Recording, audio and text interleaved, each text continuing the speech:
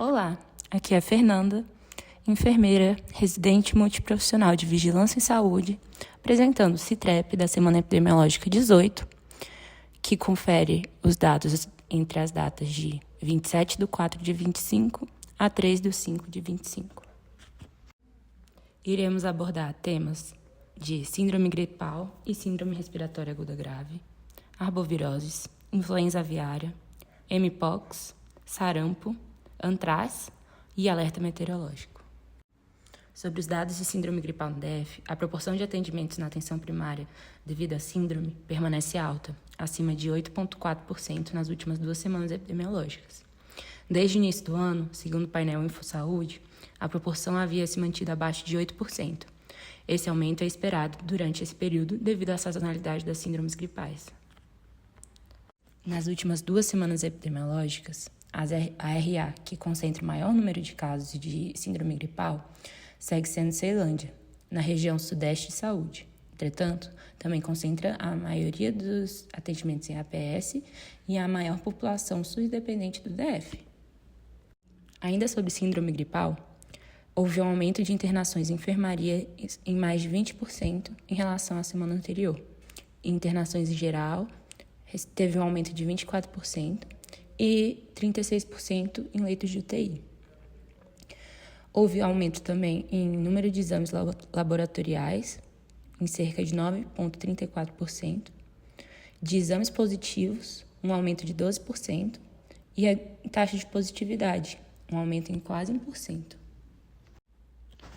Sobre a detecção de vírus por painel viral em caso de síndrome gripal, no mês de abril, o Distrito Federal registrou um total de 2.515 casos. O vírus sincial respiratório, VSR, foi mais prevalente, respondendo por mais da metade dos casos. Em seguida, tivemos o rinovírus, presente em cerca de 29% das amostras, influenza A, com 11%. Casos de Covid ainda aparecem, embora em menor proporção, representando 3,6% nos positivos. Já a influenza B teve apenas 2 registros. Esses casos reforçam a predominância do VSR entre os casos de síndrome gripal no DF nesse período, especialmente entre crianças, público mais vulnerável a esse tipo de infecção. Sobre o desempenho das unidades sentinelas no Distrito Federal, até a semana 14, foram registradas 785 coletas de amostras nas unidades sentinelas. Metade das amostras testou positivo para algum vírus respiratório. Entre as 10 unidades avaliadas, 3 se destacaram com desempenho excelente de coleta: a UBS de Santa Maria, o HMIB, a UPA e a UPA do Núcleo Bandeirante. Por outro lado, 3 unidades não atingiram o mínimo esperado de coletas. Essas foram o BS1 de São Sebastião, o BS11 de Samambaia e o Hospital Brasília do Lago Sul, que não realizaram nenhuma coleta até na semana epidemiológica 14. A regularidade das coletas é essencial para monitorar a circulação viral e antecipar surtos. Ao analisarmos o nível de atividade e tendência de SAG no Brasil até a semana epidemiológica 17, percebemos a tendência do Piauí de aumento se concretiza, saindo de baixo risco e entrando para estado de segurança, enquanto Pará, Maranhão e Mato Grosso do Sul estão em alto risco para SAG. A maioria dos estados tem probabilidade de crescimento acima de 95% nas próximas semanas, sendo Goiás, DF, Maranhão e Rio Grande do Norte com 75% de probabilidade de crescimento no número de casos. Os únicos estados que não possuem probabilidade de crescimento são Mato Grosso, Amapá, Sergipe, Ceará, Pernambuco e existe até uma possibilidade de queda no Rio de Janeiro e Roraima. Analisando os dados médios de incidência de mortalidade no Brasil, a maior incidência de SRAG segue concentrada em crianças menores de 2 anos, enquanto a mortalidade predomina em idosos a partir de 65 anos. O cenário reforça o impacto nos extremos etários, dados sujeitos à atualização. Até a semana 17 de 25, o Brasil já registrou 2.685 óbitos por SAG. Dessas, cerca de 44% tiveram confirmação para algum vírus respiratório, enquanto 46% deram resultado negativo e pouco mais de 2% ainda aguardam resultado de laboratório. Entre os óbitos positivos, os vírus mais detectados foram a influenza A, responsável por 14% dos casos, seguida por vírus sincicial respiratório, rinovírus, influenza B e SARS-CoV-2. Já nas últimas 4 semanas, a influenza A apareceu com ainda mais força, presente em quase metade dos óbitos positivos, enquanto SARS-CoV-2 esteve em 20% deles. É importante lembrar que os dados de óbitos sofreram atraso na digitação, o que pode afetar a análise das semanas mais recentes. Por isso, quando o objetivo for acompanhar tendências, o mais indicado é observar as curvas de casos de SRAG, que são menos impactadas por esse atraso. Acerca da tendência de SRAG no DF, em um comparativo com a semana epidemiológica 16, percebe-se que agora existe uma tendência maior de crescimento, provavelmente devido ao atraso de notificações. Na última semana epidemiológica, analisamos a letalidade por Covid-19 nas unidades da Federação, considerando os casos de óbitos novos notificados. Alguns estados apresentaram taxas elevadas, como Acre e Santa Catarina, o que pode indicar uma gravidade nos casos ou atraso na identificação e notificação. Por outro lado, em estados com poucos casos reportados, como Roraima, observamos distorções, inclusive letalidade negativa, reflexo de inconsistência nos dados ou revisão de notificações anteriores. Um exemplo importante é o Mato Grosso do Sul, que apresentou um número negativo de casos, o que reforça a necessidade de interpretar esses dados com cautela. Mesmo com essas limitações, o indicador de letalidade é fundamental para identificar possíveis falhas na resposta local, direcionar investigações e ajudar a ajustar a estratégia de vigilância. Com relação à influenza aviária de alta patogenicidade nos Estados Unidos, IAP, no período de março de 2024 a abril de 2025, foram registrados 1.050 rebanhos afetados, apresentando um aumento de 1,65% em relação à semana anterior. A Califórnia permanece como o estado com maior número de casos, totalizando 766 rebanhos afetados, um acréscimo de um caso em comparação com a semana anterior. Em seguida, aparece Colorado, que não registrou novos casos, e Idaho, que notificou 15 novos casos, refletindo um aumento de 20,83% em relação à semana anterior. Somente no mês de abril foram contabilizados 48 rebanhos afetados. Entre os dias 20 e 26 de abril, o vírus H5 da influenza aviária foi identificado em 5 amostras de águas residuais coletadas em diferentes regiões dos Estados Unidos. As amostras positivas foram distribuídas da seguinte forma: 1 na Califórnia, 3 no estado de Oregon e 1 amostra no estado de Nova Jersey. A identificação do vírus em diferentes localidades evidencia a necessidade de atenção contínua à disseminação do H5, especialmente em áreas onde a circulação ambiental pode representar risco para populações humanas e animais. No que se refere à influenza aviária de alta patogenicidade no Brasil, desde abril de 2024 até o momento, foram realizadas 1.014 investigações. Durante esse período, foram coletadas 272 amostras e 5 focos de infecção foram confirmados. Na semana epidemiológica 18, foram realizadas 9 investigações e 3 coletas de amostra. Atualmente, há 3 investigações em andamento nas cidades de Inocência, Mato Grosso do Sul, Canutama, Amazonas, e Majoí dos Campos, Pará. Não há registro de novos casos positivos. Quanto à IAP em humanos nos Estados Unidos, foram 70 casos registrados e não há novos casos desde a semana epidemiológica 8 de 25. Sobre dengue no Brasil, até a semana epidemiológica 17 de 25, o estado de São Paulo registrou a maior incidência, seguido do Acre, Paraná, Goiás e Mato Grosso. Até a semana epidemiológica 17, 9 estados brasileiros apresentaram coeficiente de incidência superior a 900. Em 25, apenas São Paulo se manteve com uma incidência acima de 900 casos por 100 mil habitantes. Nas últimas 3 semanas, o estado do Paraná apresentou o maior coeficiente de incidência, seguido pelo Rio Grande do Sul e São Paulo. A maioria dos estados da região Sul, Sudeste e Centro-Oeste apresenta coeficiente de incidência entre 50 e 200 casos, com exceção do Paraná, que superou esse intervalo. Já a maioria dos estados da região Norte e Nordeste apresenta coeficiente de incidência de 0,1 a 50 casos por 100 mil habitantes. Quanto aos óbitos de dengue, até a semana epidemiológica 17, o estado que mais registrou óbitos foi São Paulo, com 558 óbitos, seguido do Paraná, com 58, e Minas Gerais, com 57.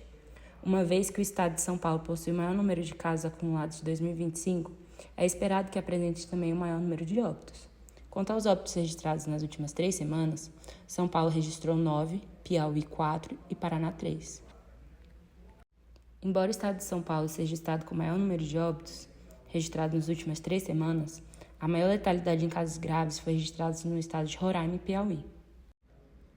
Sobre chikungunya, até a semana epidemiológica 17, são aproximadamente 45 mil casos prováveis e 60 confirmados. O estado do Mato Grosso apresentou um aumento no coeficiente de incidência de quase 3 vezes, em comparação ao mesmo período do ano de 24. Quanto aos casos de Oropouche, houve um aumento aproximadamente de 2,8% nos casos desde a semana epidemiológica anterior. O Espírito Santo continua sendo o estado com o maior número de casos, com 5.942, seguido do Rio de Janeiro, com 1.570. Sobre a distribuição do caso de Oropouche por semana epidemiológica no Brasil, de 23 a 25, podemos perceber uma redução significativa de casos na semana epidemiológica corrente em relação à mesma do ano passado. Em relação ao mpox e sua última atualização, de 27 de abril de 25, a situação mundial evidencia 12.889 casos confirmados em laboratório esse ano. O país com maior registro é a República Democrática do Congo, com 6.881 casos. Referindo-se ao total de mortes até o momento, tem-se um total de 67 óbitos, sendo 33 deles registrados na Uganda. Sobre mpox no mundo, o novo surto é detectado do clado 1B e situação de emergência declarada na África. O clado 1B atualmente é a mais nova cepa e a mais letal. Possui alta transmissibilidade entre os humanos e registra maior letalidade entre as cepas. O clado 2B, entretanto, foi o associado à epidemia de mpox em 2022. Ele também mantém transmissão em humanos, mas a classificação de risco do clado 1B é alto e o clado 2B moderado.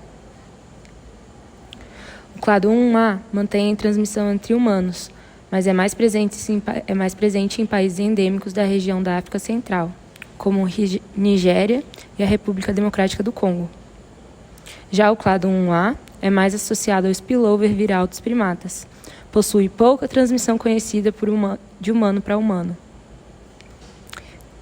Uma dica de leitura é o Mpox Continental Response Plan 2.0 da OMS, onde estabelece metas, estratégias e recursos para o enfrentamento da Mpox na África.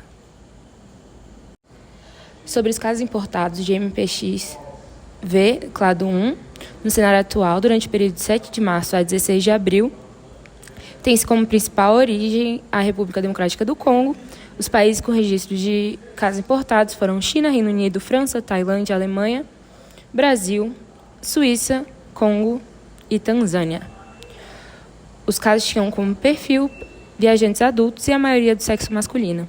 Apenas a Alemanha reportou um caso subsequente. Os demais países não declararam transmissão comunitária ainda.